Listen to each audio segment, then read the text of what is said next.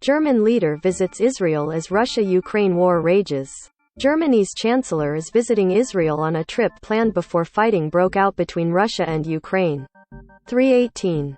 Jerusalem. German Chancellor Olaf Scholz visited Israel on Wednesday, briefly leaving Europe as the continent's largest ground war in generations rages between Russia and Ukraine.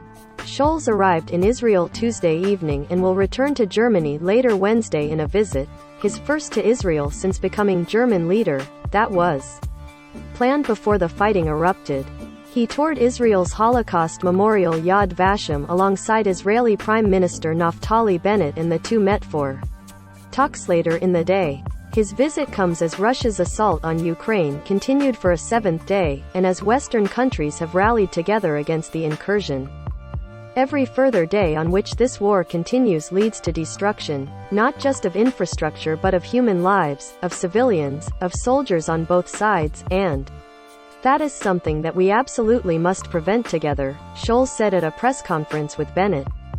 He said Germany was assisting Ukraine with humanitarian aid as well as other means, but that Germany as well as other NATO countries would not step in. The line we have is very clear: we will not intervene militarily. That goes for NATO, it won't do that, and for everyone else too. That would be wrong in this situation, he said. Scholz called for an end to attacks on civilians and for talks to end the crisis to resume.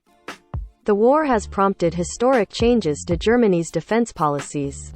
The German government said Saturday it will send anti-tank weapons and surface-to-air missiles to Ukraine, abandoning its long-held refusal to export weapons to conflict zones in a historic break with its post-World War II foreign policy. Berlin also announced it is committing €100 billion to a special fund for its armed forces, and will raise its defense spending above 2% of GDP, a measure on which it had long lagged. Israel has voiced support for the Ukrainian people while sending humanitarian aid, but it has been muted in its criticism of Russia, on whom it relies for security coordination in Syria, where Russia has a military presence and Israel has frequently struck targets in recent years.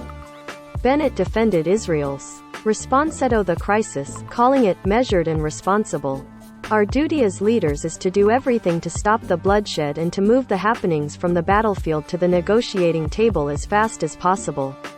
It is not to let it do so, he said. In the decades following the Holocaust, in which Nazi Germany killed 6 million Jews, Germany and Israel have become staunch allies. The countries' cabinets hold regular joint sessions, and Germany is Israel's most important trade partner in the European Union.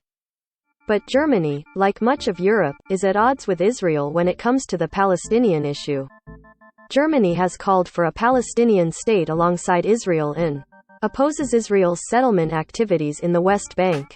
Germany is also among world powers negotiating with Iran over its nuclear program.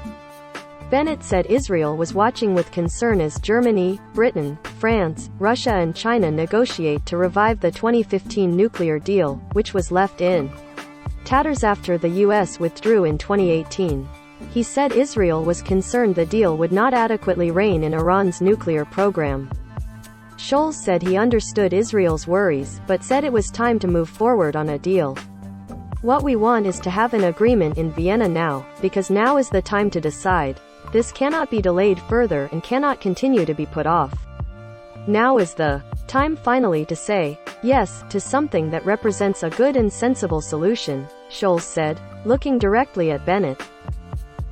Associated Press writer Ger Molson in Berlin contributed to this report.